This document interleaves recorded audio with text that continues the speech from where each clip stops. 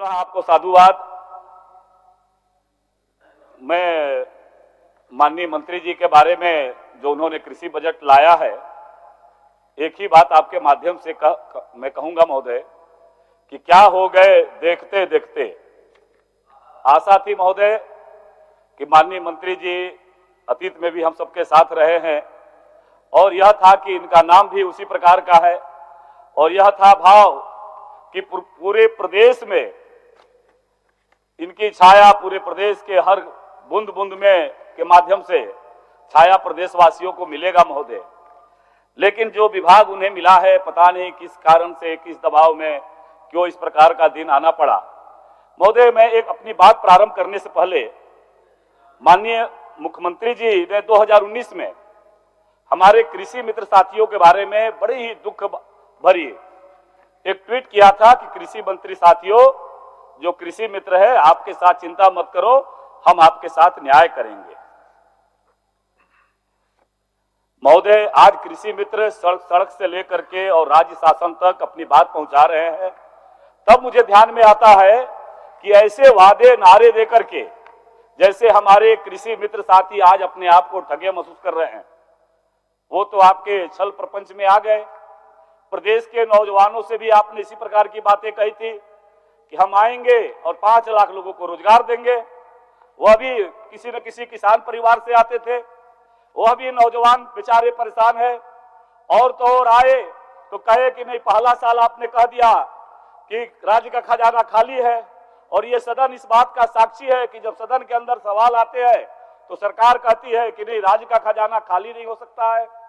दोबारा हम आते हैं तो फिर वो नौजवान कहते हैं कि हमको रोजगार दो। तो इस विधानसभा के अंदर कहते हैं कि कोविड का संकट आया है। फिर आता है सवाल तो कहते हैं कि नहीं, चिंता मत करो, ये नियुक्ति वर्ष हम लोगों ने निकाला है और हम नौजवानों को रोजगार देने की बात करेंगे। महोदय, मैं इसलिए कह रहा हूं इस बात को कि ये जो प्रदेश के नौजवान है, आदिवासी है, मूलवासी है, झारखंड वासी है, इस राज्य के 80% आबादी आज भी उसी कृषि पर निर्भर करती है और उनके बच्चे ही आज राज्य की सड़कों पर रोजगार जैसे हमारे कृषि मित्र जो यहाँ के मूलवासी है, ये आवाज भी हमारे नियोजन के लिए नौजवान लगा रहे हैं। और जब देने की बारी आई तो हम सब लोग कह रहे हैं 32 की बात आया। हम लोगों ने भी सोचा कि हो सकता है सरकार की मंशा सही हो और एकजुट होकर के भारतीय जनता पार्टी के सारे विधायकों ने कहा कि नहीं, नियोजन तो राज्य का विषय है, फिर भी आप सोचते हैं ऐसा, हम आपके साथ खड़े हैं। महोदय, आज क्या हुआ, किस रास्ते से सदन चल रहा है और सदन चलने के बाद भी आपने इस सदन को विश्वास में नहीं लिया और ये 60-40 क्या है, ये राज्य के नौजवान नहीं चलतो सड़कों पर भी बोल रहे हैं। माननीय सदस्य अनंत जी, आपका कृषि मंत्री, पूर्व कृषि मंत्री आपके आगे इसी विषय पर बोले तो बेहतर होता। आप भी किसान के हित में, किसान के नहीं बोल रहा हूं महोदय, मैं भी किसान का बेटा हूं महोदय, उसी व्यवस्था में रहना है, उसी परिवारों को देखना है। बजट पर और इसीलिए महोदय बजट पर इसीलिए महोदय उस बात को कहा मैंने। दूसरी बात मैंने इसीलिए कहा माननीय मंत्री जी के बारे में कि क्या से क्या हो गए देखते देखते। महोदय, बरस ही नहीं रहे हैं। अब मुझे लगा कि जिस दल से माननीय मंत्री जी आते हैं, इस दल ने पूरे देश में लंबे समय तक शासन किया था, राज्यों में भी लंबे समय तक शासन किया था और उनके शासन में ही इस बात की बार बार आवाज उठी थी कि किसानों के हित में क्रांतिकारी कदम उठाया जाए, उसके हित में लाया जाए। और इनकी ही सरकार महोदय स्वामीनाथन समिति बनाने का काम किया था, स्वामीनाथन आयोग बना करके गठित करने का काम किया था। और उस आयोग ने महोदय 18 नवंबर 2004 को इन्होंने आयोग बनाया और इस आयोग ने दिसंबर 2004, मैं इसलिए याद दिलाता हूं माननीय मंत्री जी को कि यह इनके सरकार के जो क्रियाकलाप है, इनके दल की जो सरकार थी जिसको आधार बना करके राज्य और देश में शासन चलाए हैं, उन्होंने आजादी के जो अमृत महोत्सव, अमृत काल में हम प्रवेश कर रहे हैं, तो किन बातों को कहां से हमको शिक्षा लेना है, कहां से देना है, इन भावनाओं को इस आयोग ने महोदय दिसंबर 2004 में रिपोर्ट दिया, अगस्त 2005 में दिया, दिसंबर 2005 में दिया और अप्रैल 2006 में भी वो रिपोर्ट दिया था महोदय।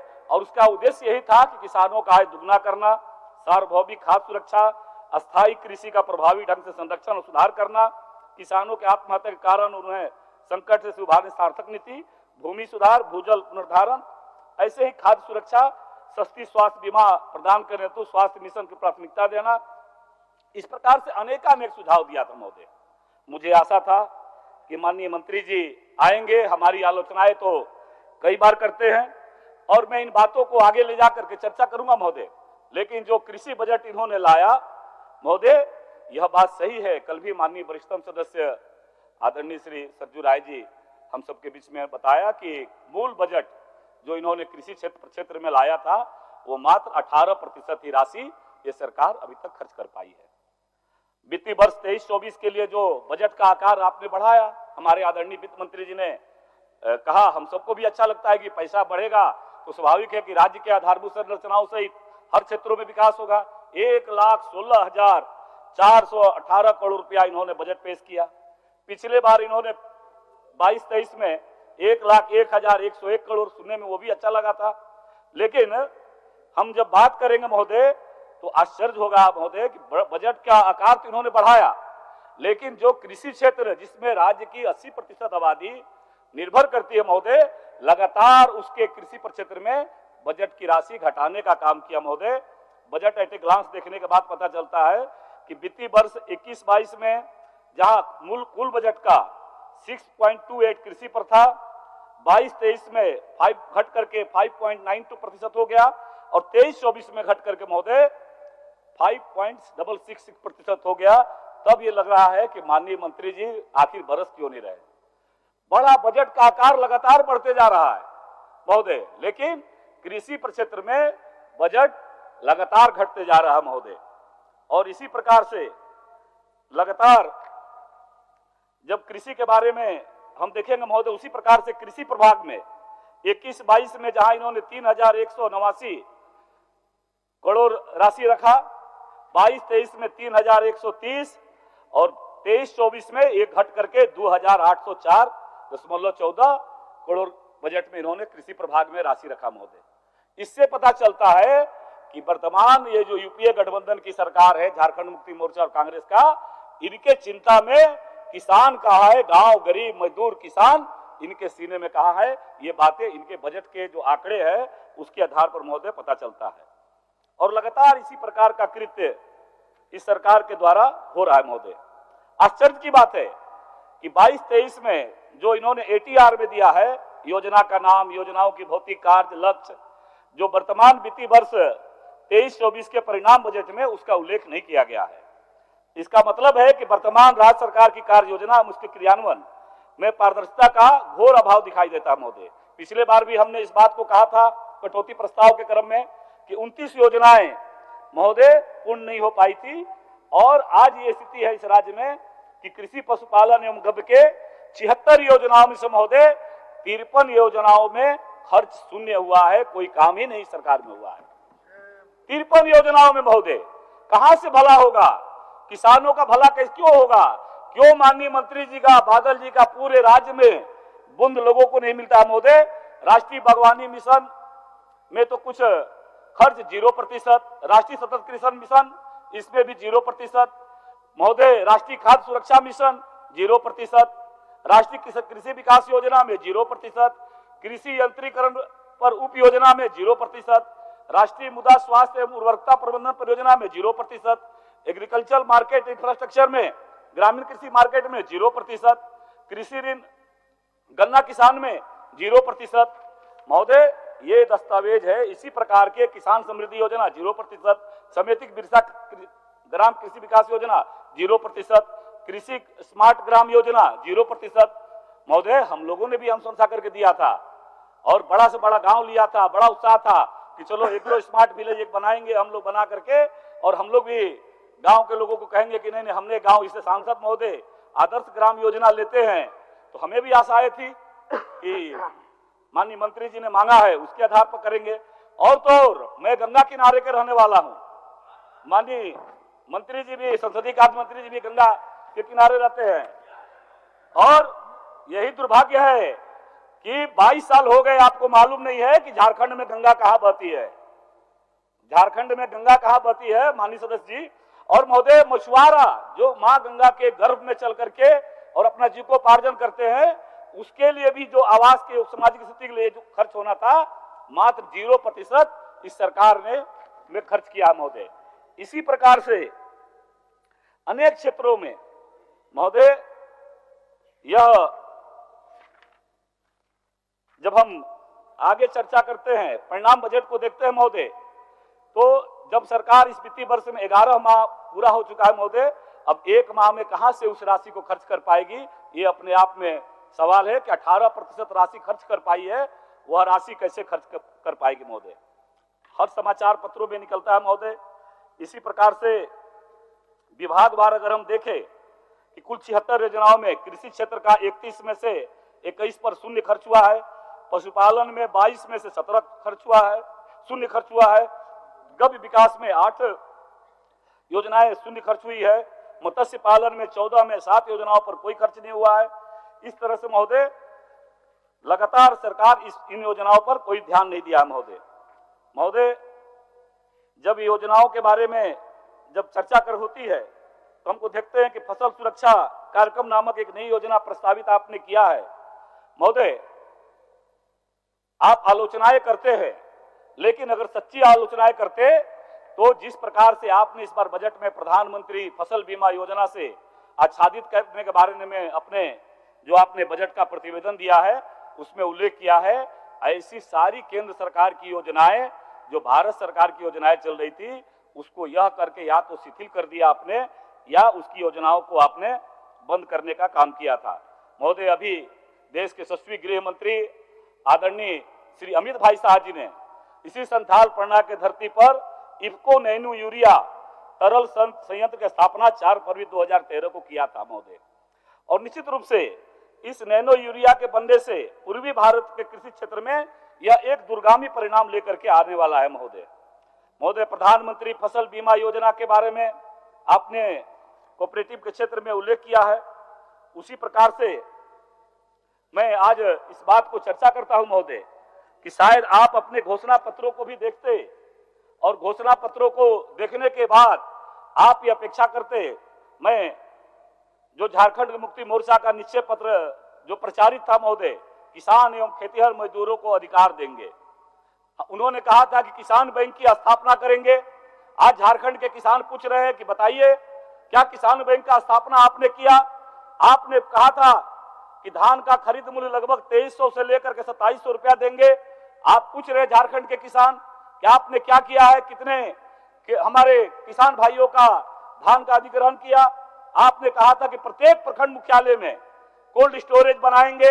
आज झारखंड के किसान पूछ रहे हैं। और तो और जिस सरकार के मंत्री थे रणधीर सिंह जी, माननीय पूर्ववर्ती रघुवर दास जी की सरकार में जो लघु शीतकरण केंद्र प्रखंडों में बनाया, कुछ बना था महोदय, माननीय संसदीय कार्य मंत्री जी के भी विधानसभा क्षेत्र में बना था, मेरे यहाँ भी बना था महोदय, आज तक वो काम चालू नहीं हो पाया है। उसी प्रकार से आपने कहा था कि मॉडल किसान स्कूल खोलेंगे। हमारे किसान भाई पूछ रहे हैं कि भैया मॉडल किसान स्कूल कहाँ खोलिएगा, बता दीजिए। उसी प्रकार से आपने मजदूरों को स्वरोजगार के अलावे 15,000 रुपये अनुदान देने की बात कही थी। आज ये पूछ रहे हैं किसानों का फसल बर्बाद होने पर 13,500 रुपया प्रति एकड़ भुगतान करने की बात कही थी। आज 3,500 रुपया आपने दिया, वो भी आधे अधूरे किसानों को आपने फसल राहत बीमा के नाम पर आपने उसको देने का काम किया। उसी प्रकार से हमारे कांग्रेस के जन घोषणा पत्र में आपने कहा था कि सरकार गठन के तत्काल बाद हम एक विस्तारित ऋण माफी योजना की घोषणा करेंगे और जिसके तहत 2 लाख रुपए तक सभी ऋण तुरंत माफ कर दिए जाएंगे। अब ये 2 लाख रुपया प्रदेश के किसान बैंकों में जा रहे हैं कि हमने तो वोट दिया है आपको, आप बोले थे कि 2 लाख रुपया देंगे, 2 लाख तो छोड़ दीजिए, 50,000 रुपया भी दिए, वो भी आधे से अधिक किसान हमारे आज सड़कों पर राज्य के बैंक कर्मी के पास, प्रखंड कार्यालय कर्मी के पास चक्कर लगा रहे हैं। एक बार आप विचार करिए उसके बारे में कि आपने क्या किया। उसी प्रकार से आपने निर्धारित न्यूनतम समर्थन मूल्य फसलों की बिक्री सुनिश्चित करने के लिए खाद्यान्न खरीद विभाग को मजबूत बनाने के बारे में बोला था। आपने एमएसपी धान के बारे में 2500 रुपया बोला था। इसी प्रकार से अनेक घोषणाएं आपने प्रचारित करके और राज्य के किसानों को आपने कहा था कि फूड प्रोसेसिंग यूनिट, ये आपका जन घोषणा पत्र है माननीय मंत्री जी, कि प्रत्येक पंचायत में फूड प्रोसेसिंग यूनिट का हम खोलने का काम करेंगे और 60 वर्ष से अधिक आयु के किसानों को मासिक, विशेष मासिक पेंशन उनको देने का काम करेंगे और किसानों को 12 घंटे बिजली देने का काम करेंगे। महोदय, मैं आपके माध्यम से माननीय मंत्री जी के संज्ञान में देता हूं कि पूर्ववर्ती रघुबर दास जी के सरकार में निःशुल्क बिजली कनेक्शन का जो तिलका माझी कृषि पंप योजना के माध्यम से हमारे जिला को 12 करोड़ आवंटित हुआ था, उसमें से 7 करोड़ रुपया पुनः राज्य सरकार के पास वापस चला गया आया है। यह भी कम से कम आप चालू कर दीजिए ताकि उस किसान भाई निःशुल्क बिजली कनेक्शन लेने का काम करें। उसी प्रकार से पूर्व में हमारे यहाँ महोदय हम लोगों ने उस समय यह राजमहल में कृषि विज्ञान केंद्र खोलने का हुआ था। माननीय मंत्री जी के पास गुहार लगातार कर रहे हैं कि राजमहल का कृषि विज्ञान केंद्र स्वीकृत था, उसको चालू कर दीजिए, काम प्रारंभ कर दीजिए। कृषि कॉलेज साहेबगंज बहुत दूर है महोदय, पिछड़ा जिला है, झारखंड का सबसे अंतिम जिला है और हमारे यशस्वी प्रधानमंत्री जी ने उसको आकांक्षी जिला के माध्यम से देश के विकसित जिलों के बराबरी में खड़ा करने का भी प्रयास कर रहे हैं। वहां कृषि कॉलेज खोलेंगे तो वहां के बच्चों का, संथाल पढ़ना के बच्चों को भी उसका लाभ मिलेगा महोदय। इसी प्रकार से आज जो आपने बजट के लिए प्रस्तावित किया है महोदय, छत्तीसगढ़ आपके बगल का राज्य है, छत्तीसगढ़ के भी सरकार आपकी ही सरकार है माननीय मंत्री जी, और उस सरकार ने कृषि बजट पर 12.4% राशि कुल बजट का खर्च करने का काम किया था। आप हर बात तो लाते हैं, व्यापारी भी, शराब व्यापारी भी छत्तीसगढ़ से उधार में आ रहा है, लेकिन कम से कम राज्य के जो 80% हमारा मूलवासी है, ये किसानों का, उसका बजट का मूल राशि से अगर वित्त मंत्री जी के पास गुहार लगाते तो आज आपने 5.4% ही खर्च करने का काम किया है। 21-22 का जो बजट है कि राज्य के जो विकास गति है उसमें 26% योगदान यहाँ के कृषि को लेकर के महोदय, यहाँ के कृषि क्षेत्र में है। आज हमारे पास जो खेती योग्य जमीन है मात्र 38 लाख हेक्टेयर महोदय कुल कृषि और खेती योग्य जमीन है। उसी प्रकार से झारखंड में दलहन के बारे में वन भूमि जो है, जो प्रति भूमि है, जो बंजर भूमि है, उसको हम सिंचित करने की दिशा में अगर प्रयास करते तो निश्चित रूप से जो 20% कृषि और सिंचित भूमि है वो राष्ट्रीय अनुपात के जो मानक है उसमें बहुत सारा कम स्थिति में है, इसलिए इसको भी बढ़ाने की दिशा में महोदय आप प्रयास करिए। महोदय अभी टाइम है ना, 3 मिनट है महोदय। एक तरफ जहां आप हमारी आलोचनाओं से कहते थे, लेकिन यह सच है कि आलोचना करना चाहिए महोदय। याद करिए कि झारखंड के किसानों में जो समाचार पत्रों में आया महोदय, आज प्रधानमंत्री किसान सम्मान निधि के माध्यम से यशस्वी प्रधानमंत्री नरेंद्र भाई मोदी जी ने डीबीटी के माध्यम से सीधे 22.5 लाख किसानों के खाते में 4068 करोड़ रुपया सीधे उनके खाते में देने का काम किया था। पूर्व के रघुबर दास जी की सरकार थी महोदय, उन्होंने किसानों के हित में 1 एकड़ से लेकर के 5 एकड़ तक प्रत्येक किसान के खाते में 25,000 रुपया देने का प्रावधान किया था। आज आपने आलोचनाओं के कारण कि पूर्व की सरकार की योजना इसलिए बंद कर दिया, आज उस सरकार ने 800 करोड़ रुपया सीधे किसानों के खाते में देने का काम किया, लेकिन बदले में अब 4868 करोड़ रुपया यह भारतीय जनता पार्टी की सरकार, रघुबर दास जी की सरकार के समय किसान भाइयों के खाते में गया महोदय। लेकिन आपने प्रचारित किया, 3 साल हो गया, कृषि ऋण के माध्यम से 3.65 लाख किसानों के खाते में 1605 करोड़ रुपया, ये जो अखबारों में छपा है दिसंबर में, उसके बारे में, और सूखा राहत के माध्यम से 6.68 लाख 232 करोड़ रुपया आपने देने का काम किया महोदय। निश्चित रूप से इस प्रकार की बात करें, और कृषि ऋण में भी मैं साहेबगंज जिला की ओर आपका ध्यान आकृष्ट कराता हूं। साहेबगंज जिला में जी महोदय, आप कंक्लूड करिए, कोई इंपॉर्टेंट पॉइंट 2-3 मिनट में कंक्लूड कर दे महोदय। आपने केवल वोट बैंक की राजनीति के कारण महोदय रघुबर दास जी की जो कृषि आशीर्वाद, मुख्यमंत्री कृषि आशीर्वाद योजना थी, रघुबर दास कृषि आशीर्वाद योजना नहीं था महोदय, मुख्यमंत्री जो मुख्यमंत्री हैं उनको लेकर के था, लेकिन इससे किसान भाइयों का हितों का भला होने वाला था महोदय, इसको बंद कर दिया गया। और इसीलिए महोदय निश्चित रूप से ये आग्रह करेंगे कि इस प्रकार के लगातार जो आपने धान क्रय के मामला में इसी प्रकार का आप प्रचार करते हैं, और जो जो योजनाएं केंद्र सरकार के द्वारा, महोदय, केंद्र सरकार के द्वारा आपने राज्य के किसानों के बीच में संदेश देकर कहा कि किस प्रकार से राज्य के किसानों के साथ धोखा हो रहा है। शायद महोदय जो झूठ आपने प्रचारित किया कि किसानों को न्यूनतम समर्थन मूल्य नहीं मिलेगा, आज केंद्र की नरेंद्र मोदी सरकार ने किसानों का न्यूनतम समर्थन मूल्य देने का काम किया था। कृषि विधेयक के बारे में आपने प्रचार किया। उसी प्रकार महोदय कृषि उपज में जो पूर्ववर्ती रघुवर दास की सरकार ने बंद कर दिया था, जो टैक्स 1% लिया जाता था, आपने अतिरिक्त टैक्स लगा करके और प्रदेश के व्यापारियों को सड़कों पर उतार दिया। आज व्यापारी इस लाल फीताशाही के खिलाफ आज राज्य की सड़कों पर संघर्ष करते रहे और अंत में आपने कहा कि नहीं, हम इस पर विचार करेंगे। महोदय, आपके माध्यम से निश्चित रूप से जो नरेंद्र भाई मोदी जी की सरकार ने किसानों के हित में जो कल्याण में काम किया है, वैसे कृषि सुधारों को लेकर के जो एमएसपी बढ़ाने का काम किया और इस प्रकार का सशक्तिकरण की दिशा में उन्होंने जो काम किया, महोदय निश्चित रूप से आने वाला समय में इन योजनाओं का राज्य में अगर त्वरित गति से आप निष्पादन करते तो निश्चित रूप से जैसे गेहूं में 106% उन्होंने एमएसपी बढ़ाने का काम किया महोदय 21-22 में, उसी तरह से जौ में 971 रुपया बढ़ाने का काम किया, चना में 2886 रुपया बढ़ाने का काम किया और इस प्रकार से प्रत्येक माह प्रधानमंत्री किसान मानधन योजना के तहत 60 वर्ष की आयु होने पर न्यूनतम 3000 रुपया पेंशन उन्होंने भुगतान करने का काम किया महोदय। इस प्रकार की अनेक जन कल्याणकारी योजनाएं जो किसानों के हित में चल रही थी महोदय, आपने उसको बंद करने का काम किया। यही एक अंतिम आग्रह के साथ महोदय, यही एक आग्रह के साथ कि राज्य हित में जो केंद्र की सरकार जो काम कर रही है महोदय, यहाँ के किसानों के हित में उन योजनाओं के सूत्रण होने में रोकिए नहीं महोदय।